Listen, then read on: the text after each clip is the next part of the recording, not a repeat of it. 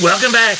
We're in Poppy's kitchen today and we're cooking. Now, this is a double stack, double cheeseburger, double stack, double cheese smashburger. Smashburger, double cheeseburger? I don't know. It's double cheese and it's double smashburger. So it's double cheese, double smashburger. Okay, that's what we're cooking today. So I forgot to do an intro, so this is my intro. Let's do it. Get everything ready at the beginning. These smashburgers, they're gonna come together like that, like fast. They're gonna cook super fast within a minute and a half to each side. Have all your stuff ready, so when those burgers are perfectly done and juicy and hot, pull them off, put them on the bun, stack them up, however many you need. I'm gonna do a triple next time, just for the double. Oh my gosh, and it's making my mouth water just thinking about it.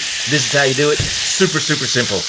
Let's go. When you make your patties, make balls, but make them soft. Do not push them together real tight. Make them about 2.5 ounces to 3 ounces each. And then, very, very important, your skillet must be blazing hot, like 350 to 400. And an iron skillet, there's actually nothing better than an iron skillet. But you can use a regular skillet, but it's still got to be scorching hot. So you can salt and pepper them a little bit and then put them on as a ball and just squish them down super flat. You want them almost paper thin flat so it puts holes in them. The edges are all jagged. That's what a smash burger is supposed to look like.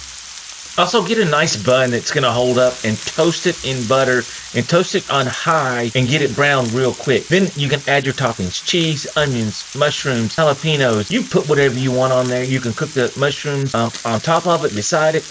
Onions the same way. You can cook them beside it. Put it into the meat. Doesn't really matter. I like doing mine both ways sometimes. I don't have a preference that much. Also, be careful not to overcook these smash burgers. You need about an 80-20 meat, so there's a lot of grease in there. So it'll be really, really tasty because you want the grease to sear, and that's what's going to create all the smash burger flavor.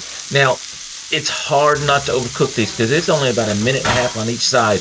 That first side, I didn't show you, but when it starts getting gray up through it, it's time to turn it over, and then it's another 1 to 1.5 minutes on the second side, and they're done. So now it's time to build. Always build from the bottom up, and I do sauce on the bottom, and then I like to put a piece of lettuce or pickles or spinach or something after that to keep the heat from mashing down that bottom bun and making it soggy or whatnot, because you should have a lot of juice. So if you put lettuce on there, it's not going to go through that lettuce. It's going to kind of run off the side and make it really good. And then on top of that, you can put your onions, your mushrooms, your jalapenos. You could also do more sauce on the top if you like. I like making my homemade sauce, so it's just a mixture of different things. You just find one that you like. Stack it up and enjoy that smash burger. That whole cook process is probably less than 5 minutes. So if you're cooking French fries on the side, start them early. Throw them in the oven or in the air fryer, and then get all your stuff out of the refrigerator. Get everything set, because when you cook, you want to eat those as soon as they come off, just like this.